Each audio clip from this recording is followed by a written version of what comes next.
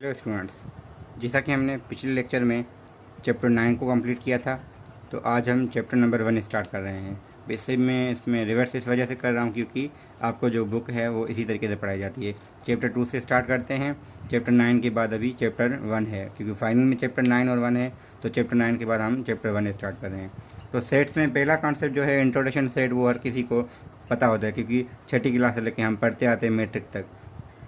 तो हमारे पास 1.1 जो है वो सिंपल है, इंट्रोडक्शन टू सेट्स। तो इंट्रोडक्शन का मतलब ये है कि डेफिनेशन होगी हमारे पास। तो डेफिनेशन हमें पता है, set collection of well defined and distinct object is called set. अब वेल डिफाइंड का मतलब क्या होता है? अगर मैं कहूँ कि कलेक्शन हमारे पास है, कलेक्शन ऑफ बॉयज़, ठीक है, तो बॉयज़ हमें नहीं पता कौन से बॉयज़, तो इस वजह से ये वेल डिफाइंड नहीं है। तो अगर मैं कहूँ कि बॉयज़ इन क्लास 6 या 7 या कोई भी क्लास हो, तो अब हमारे पास के एक जो कलेक्शन होगी, भले वो कितनी भी हो, थोड़े हों या ज़्यादा हो, मगर हमें पता है कि कौन से बॉयज़ की बात हो रही है, तो क्लास 6 या 7 की बात हो रही है, तो यहाँ पे ये वेल डिफाइन हो जाएगा। और डिस्टिंक्ट कैसे है? क्योंकि ए लिखा है, बी लिखा है, सी लिखा है, अगर ए और बी दोबारा आ गए और बाकी डिफरेंट है तो ये रिपीटेशन हो गई। तो हम कहते हैं कलेक्शन ऑफ वेल डिफाइंड एक लफ्ज़ होता है, और दूसरा हम नाम देते हैं डिस्टिंक्ट भी कहते हैं हम। तो वेल डिफाइंड भी हो, डिस्टिंक्ट। वेल डिफाइंड ऐसे हो, डिस्टिंक्ट यानी ये चीज़ दोनों ना हो दोबारा, यानी एक एलिमेंट 2 बार नहीं आएगा, एक ही बार आएगा। जब 2 बार आएगा तो हम उसको सेट नहीं कहेंगे। सेट के लिए डिस्टिंक्ट होने चाहिए, वेल डिफाइंड होने चाहिए। तो ये हमारे पास सिंपल डेफिनेशन है इसकी। तो बुक में हमारे पास आगे डेफिनेशन फाइनाइट और इन्फिनाइट की है। अब फाइनाइट का मतलब सिंपल है, अगर मेरे पास एलिमेंट है 2, 3, 4 एंड अप टू 11 या 12, कोई भी नंबर, अगर यहाँ कहीं पे एंड हो रहे हैं तो हमें पता है, भले वो 100 हो, 1000 हो, यहाँ पे हमें पता चलेगा कितने हैं, क्योंकि हमें पता है इनिशियल यहाँ से स्टार्ट और एंड यहाँ तक, हम तो इनको गिन सकते हैं। हम होंगे बहुत सारे, मगर हम इसको गिन सकते हैं। मगर हमारे पास अगर ऐसे हो 2, 3, 4 अप टू 100, अब हमें ये नहीं पता कि एंड कहाँ पे हो रहे हैं, तो ये हमारा केस होगा इनफाइनाइट का, और हम इस केस में कहेंगे ये हमारे पास है फाइनाइट है। ये तो हुआ लिखना। अब सवाल कैसे होंगे हमारे पास? तो हमारे पास सेट दिए जाएंगे, तो कलेक्शन ऑफ या सेट ऑफ, अगर मैं ये कहूँगी set of boys in class, तो क्लास के जो बॉयज़ होंगे हमें वो पता होगा वह कितने होंगे, 100 होंगे, 1000, 50 होंगे, डिपेंड करता है आपकी क्लास कितनी बड़ी है। तो ये हमारे पास एक फाइनाइट होंगे। अगर मैं यही कहूँ कि हमारे पास अगर कोई ऐसे भी एग्जांपल हम ले जो इसमें हम, अच्छा यही भी सिंपल है, सेट ऑफ नेचुरल नंबर के ना, नेचुरल नंबर्स कहाँ से लेके ग्रेटर देन 2, तो 2 से बड़े ग्रेटर देन 2 का मतलब यही है कि जो मैंने ये लिखा था। अच्छा ग्रेटर देन, वैसे तो ये 1 है, तो greater than or equal to कर दें, या ग्रेटर देन मैं 1 कर दूँ, तो मेरे पास यही डेफिनेशन बनेगी। तो फाइनाइट को समझना इतना मुश्किल नहीं है। फाइनाइट का मतलब हम जो गिन सकें, और इन्फिनिट जो हम ना गिन सकें। तो इसके अलावा हमारे पास सेट दिए जाएंगे, तो हमें ये बताने होंगे कि फाइनाइट है या इन्फिनिट है। अब हमें पता है सेट को लिखने के ways of writing a set, ठीक है। सेट को लिखने के 3 तरीके होते हैं। एक हमारे पास होता है डिस्क्रिप्टिव, दूसरा होता है हमारे पास टेब्यूलर, और तीसरा होता है हमारे पास सेट बिल्डर। अब बुक में जो है वो डायरेक्टली सेट बिल्डर दिया गया है, क्योंकि बाकी पहले से हमें पता होते हैं, क्योंकि बेसिक में हम पढ़ते हैं। सेट बिल्डर थोड़ा डिफरेंट होता है, और यहाँ पे मोस्टली वो यूज़ हो रहा है, इस वजह से इन्होंने दोबारा रिकॉल करवाया है। तो डिस्क्रिप्टिव ये है। अब मैं जो पढ़ाता हूँ, तो मेरे हिसाब से मैं डेफिनेशन ये करता हूँ कि जो सेट होगा ना डिस्क्रिप्टिव, वो हमारा वर्ड्स में लिखा हुआ था। वर्ड्स कहें या सेंटेंस क्यों ना कहें, तो बात है कि क्योंकि सेंटेंस भी तो कलेक्शन ऑफ वर्ड्स ही होता है, ठीक है। तो जो सेंटेंस में लिखा हुआ हो हमारे पास, वो सेट डिस्क्रिप्टिव में होगा। अगर टेब्यूलर में कहूँ, तो मैं यहाँ पे मेरे पास सेट हमारा लिखा होगा इन लेटर्स भी हो सकता है, इन इवन आपके पास नंबर्स भी हो सकते हैं। मगर यहाँ पे एक चीज़ कॉन्ट्राडिक्ट कर सकती है कि क्योंकि ये भी सेट बनता है, मंडे है, ट्यूसडे है, ठीक है, और वेडनेसडे, अब ये भी हैं सेट। अब यहाँ पे ये तो लेटर्स नहीं है ना, सिर्फ नंबर नहीं है, यहाँ पे वर्ड्स है। अब वर्ड्स का कहने का मतलब है कि सेंटेंस पूरा लिखा हुआ हो, और यहाँ पे अगर मैं ये कहूँ कि टेबुलर जो होता है ना, अगर अलग से डिफाइन करें अब नए तरीके से, टेबुलर कहते हैं a set written in curly bracket, ठीक है, सॉरी स्पेलिंग में कर्ली ब्रैकेट। अब कर्ली ब्रैकेट हम कहते हैं ठीक है, मिडिल ब्रैकेट भी हम इसको कह देते हैं, कोई नाम देते, कर्ली ब्रैकेट, ठीक है, कर्ली ब्रैकेट विथ कॉमा, ठीक है। तो हम कामा देख के जैसे लिखा, एक नंबर लिख लिया, कुछ कामा दिया, दूसरा लिखा, फिर कामा दिया, तीसरा लिखा, फिर हमने बंद कर दिया। तो सेट की नोटेशन हम कर्ली ब्रैकेट भी दें और कामा भी दें हर किसी में, तो हमारे पास ये टेबुलर मेथड बन जाएगा। और जो तीसरा होता है वो मैं एक शॉर्ट वर्ड में डिफाइन कर सकता हूँ। तो सेट बिल्डर को मैं ये कहता हूँ कि जो सेट हम लिखते हैं सेट इन सिंबल्स होता है। अब सिंबल्स कौन सी, वो मैथमेटिकल सिंबल्स हैं हमारे पास। अब मैथमेटिकल सिंबल्स बहुत सारी हैं, बिलोंग्स टू है, लेस देन है, ठीक है, सच दैट है, सॉरी ये भी सच दैट के लिए यूज़ होती है कहीं पे, और ये भी यूज़ हम करते हैं, ठीक है। और इसके अलावा हमारे पास लेस देन है, ग्रेटर देन है, लेस देन आर इक्वल है, ग्रेटर देन इक्वल। तो मैथमेटिकल सिंबल जो भी है मोस्टली हम वो यूज़ में करते हैं। तो एंड भी है, आर है, तो हम अलग से वो सिंबल्स हम देख सकते हैं अलग। जब यूज़ करेंगे तो हम उसका नाम ले लेंगे वहाँ पे। तो फिलहाल बताने का ये है कि यहाँ पे हम सिंबल्स यूज़ करेंगे। अब देखें एक्सरसाइज हमारे पास 11.1 है, तो सिंपल है, list the element in the following set. अब set of days in a week which start with S, तो सैटरडे और संडे आ जाएगा। अब सैटरडे संडे वही बात है कि हम लिखेंगे सैटरडे कामा संडे, कर्ली ब्रैकेट बंद कर देंगे। फिर हमें क्या कहना, सेट ऑफ मंथ इन ये स्टार्ट विथ ए, तो ए से जो स्टार्ट अगर हो रहे हैं तो ठीक है, वरना एम्प्टी। मगर यहाँ पे अगस्त आता है, अगर कोई भी है तो हम लिख लेंगे, ठीक है। तो यहाँ पे सेट ऑफ 5 प्राइम नंबर्स है, तो पहले जो है फर्स्ट 5 प्राइम नंबर, तो 2 हुआ, 3 हुआ, 5 हुआ, 7 हुआ, उसके बाद 11 है, ठीक है। तो पहला क्वेश्चन ऐसे हो सकता है। दूसरा भी हमारे पास क्या है, अ सेट, अब for each of the following set represent commonly use notation and list the element. तो हमें कर्ली ब्रैकेट लिख के और हमें वो लिखने हैं। असल में मतलब कहने का मतलब ये है कि डिस्क्रिप्ट में लिखें, डिस्क्रिप्ट में मिला हुआ है, हमें टेबुलर में लिखना है। तो ए बराबर लिख के कर्ली ब्रैकेट देके ऑल पॉजिटिव नंबर कौन से होंगे, 1 3 5 7 9 11, तो क्योंकि 12 से कम है, तो बाकी भी आप ऐसे कर सकते हैं। तो क्वेश्चन नंबर 3 सेट बिल्डर में दिया गया है, सेट बिल्डर से हमें टेबुलर में लेके जाना है। तो ऐसे एक्स बताएं जो हमारे पास नेचुरल नंबर हों, और एक तो में हमें नेचुरल नंबर वो लिखने हैं। इसके अलावा क्या है, 2x लेस देन 15, यानी इसको सेटिस्फाई भी करें। तो देखें ऐसे बहुत सारे नेचुरल नंबर्स हैं, मगर हम वो लेंगे जो इसको सेटिस्फाई करेंगे। अगर 1 चेक करें, 2 1 द 2, हाँ 2 15 से कम होता है, ट्रू है। फिर 2 रखें, 2 2 द 4, 4 भी कम होता है। 3 रखें, 2 3 द 6, 6 भी कम होता है। फिर 4 रखें, 2 4 द 8, वो भी कम होता है। तो 2 7 द 14 रखेंगे, वो भी आएगा, मगर 2 8 द 16 बढ़ जाएगा, ये ट्रू नहीं है। तो नंबर कौन से आएंगे हमारे पास है, 1 हुआ, 2 3 4 5 6 7 तक, ठीक है। सिमिलरली मल्टीपल ऑफ 3, अब बेसिक मैथमेटिक्स में हम मल्टीपल्स और फैक्टर्स पढ़ते हैं, तो मल्टीपल्स असल में ये कहता हूँ टेबल ही है। तो 3 के मल्टीपल्स एक्चुअल में यहाँ पे मैं लिख सकता हूँ कि जो 3 है, 6 है, 9 12, ये सारे इसके 3 के मल्टीपल्स हैं एक्चुअल में, ठीक है। तो हम इनको मल्टीपल कहते हैं। हमारे पास मल्टीपल हमें लिखने हैं 3 के, मगर जो इसको सेटिस्फाई करें। अब 3 रखेंगे ना, 2 3 द 6 आएगा, मगर वो इसको सेटिस्फाई नहीं करेगा। तो 6 रखेंगे, 2 6 द 12, हाँ 12 ग्रेटर होता है, तो 6 आएगा, 6 से ऑनवर्ड सारे आएंगे, यानी इसका जो जवाब होगा वो हमारे पास होगा 6 9 12 अप टू 1, क्योंकि ये सारे सेटिस्फाई करेंगे। सिमिलरली हमें प्राइम नंबर बताने हैं, ऐसे प्राइम नंबर बताने हैं जो इसके फैक्टर्स भी हों। जैसे प्राइम नंबर से बहुत सारे 11 भी आ रहा है, 13 भी आ रहा है, मगर जो इसके फैक्टर्स हों स्पेशली, तो इसकी प्राइम फैक्टराइजेशन करें, हमें वो पता होता है। ऐसे लिख के हम ये जो प्राइम फैक्टराइजेशन करते हैं, तो जो प्राइम आएंगे वो हम लिखेंगे।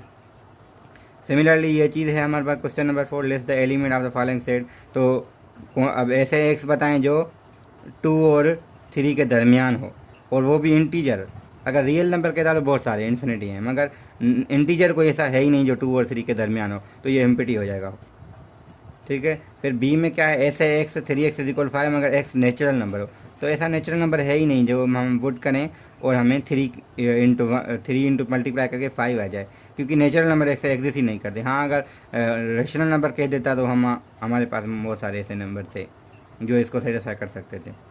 ठीक है। तो 2n फिर n क्यूब इज इक्वल 8 आए, n बिलोंग्स टू इंटीजर, यानी हमें लिखने 2n है। यहाँ पे थोड़ी ट्रिक है, मैं इसको अलग से सॉल्व करता हूँ। तो ये हमारे पास सवाल है, इसको करने के लिए क्या करना पड़ेगा, हमें लिखने 2n। तो यानी एक तो देखें किसका क्यूब 8 होता है, हमें पता है 2 का क्यूब 8 आता है, इसके अलावा और कोई ऐसा नंबर ही नहीं है। तो हमें n नहीं लिखना, यहाँ पे n इन्होंने नहीं लिखा, हमें लिखना है 2n। तो c जो सेट आएगा उसमें सिर्फ 2 × 2 यानी एक्चुअल में 4 आएगा। तो यहाँ पे ये ट्रिक थी। तो ऐसे सवाल और भी हैं इसमें, जैसे आगे वो डी भी मैं यहाँ पे लिख रहा हूँ क्योंकि वो भी ऐसा ही है। डी इज इक्वल हमें 7n चाहिए, मगर जहाँ पे 7n जो है ना 30 से लेस हो। तो पहले तो हम देखें n कौन सी है। n इज इक्वल अगर 1 रखें तो 7 × 1 लेस देन 30 होता है, ठीक है। n इज इक्वल 2 रखें, 7 × 2 14 आता है, और वो भी कम होता है 30 से, तो ये भी ट्रू है। और n इज इक्वल 3 रखें, 7 × 3 21, ये भी कम होता है। और n इज इक्वल 4 रखें, 7 × 4 28 भी हमारा 30 से कम होगा। अगर 7 × 5 और 35 बढ़ जाएगा। तो सेटिस्फाई कौन से करें, 1 2 3 4 ये नंबर सेटिस्फाई करें। हमें लिखने कौन से, ये वाले लिखने 7n। तो 7 × 1 7 × 2 7 × 3, तो हमारे पास जो सेट बनेगा वो एक्चुअल में ये सेट बनेगा 7 14।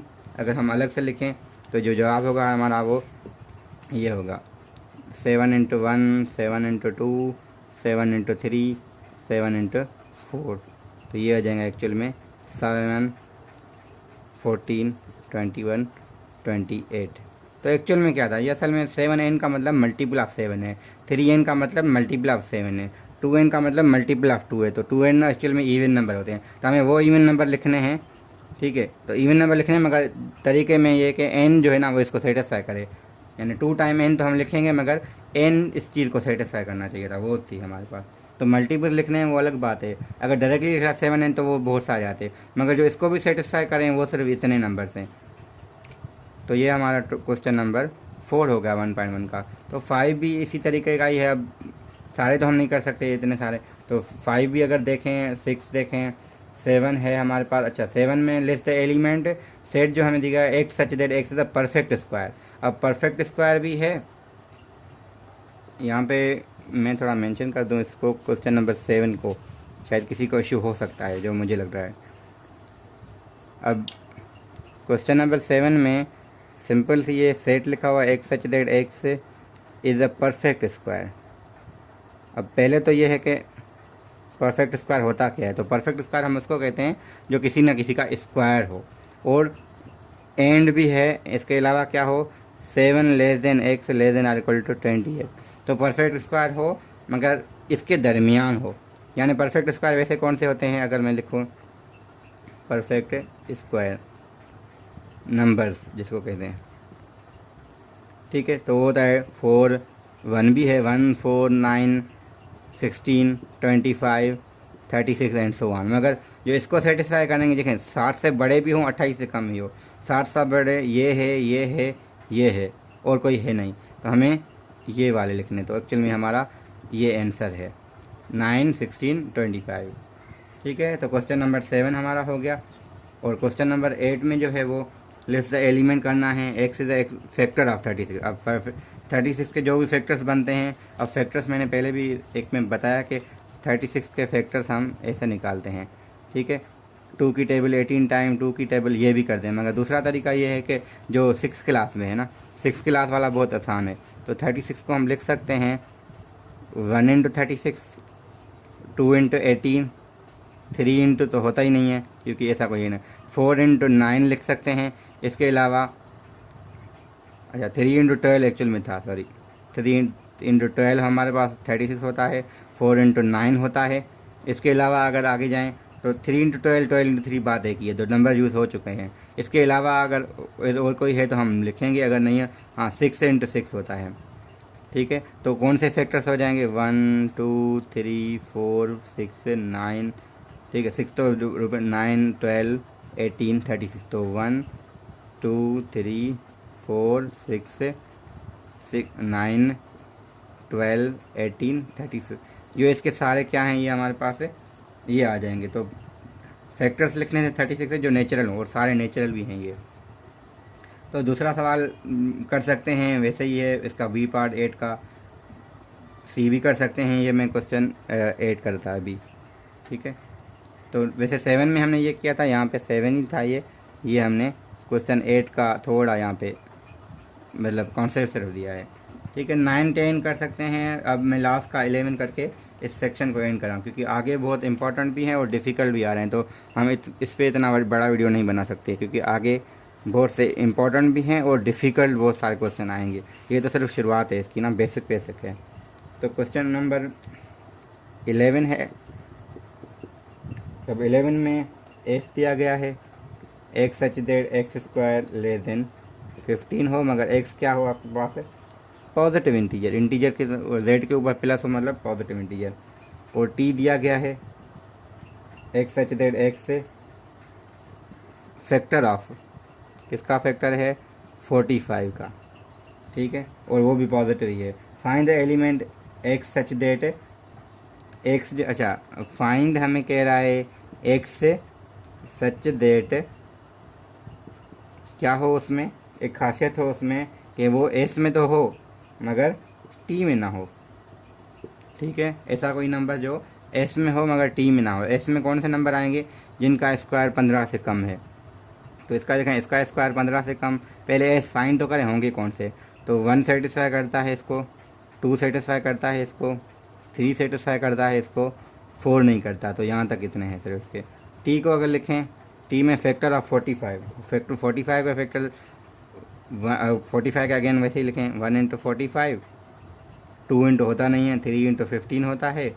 और इसके अलावा ऐसा कोई है नहीं मेरे ख्याल से, क्योंकि 3 इंटू 15 45 है, और 4 इंटू नहीं होगा, 5 इंटू 9 होता है, ठीक है, 6 इंटू नहीं होता, 7 इंटू नहीं, 8 नहीं, फिर अगेन रिपीट हो जाएंगे। तो 1 3 5 9। अब यहाँ चेक करना है कि ऐसा कौन सा नंबर है जो सिर्फ इसमें है इसमें नहीं है। तो वो सिर्फ 2 ही है जो एस में है, 2 belongs to S but 2 is not in T, ठीक है। तो वो हमें वो एक्स ढूंढना था। और दूसरा find you x such that x S में हो या बी, असल में इन दोनों की यूनियन करनी है। तो यूनियन आप कर सकते हैं। तो वो यूनियन कह नहीं रहा, हमें वो बताना है कि वो नंबर हमें एक यू बनाए जिसमें एस में हो या टी में, तो दोनों को मिला के लिखना है एक्चुअल में। तो यहाँ पे हमने यूनियन क्योंकि सीखी नहीं है अभी तक, वो ऑपरेशन हमारे पास आगे नेक्स्ट सेक्शन में है, तो इस वजह से हम फिलहाल नहीं कर रहे हैं। यहाँ पे हमारा सेक्शन ये पूरा था। एक्सरसाइज हमने 1.1 ऑलमोस्ट सारे सवाल कर दिए हैं, थोड़े छोड़े हैं, अगर नहीं होने फिर भी तो आप पूछ सकते हैं, वरना आपसे हो जाएंगे, तो हम इसमें ज़्यादा फोकस नहीं कर रहे। Thank you very much. हम नेक्स्ट वीडियो में इंशाल्लाह 1.2 के साथ हाजिर होंगे, और चैनल को लाजमी सब्सक्राइब करें आगे, ताकि आपको मज़ीद वीडियो मिल सके।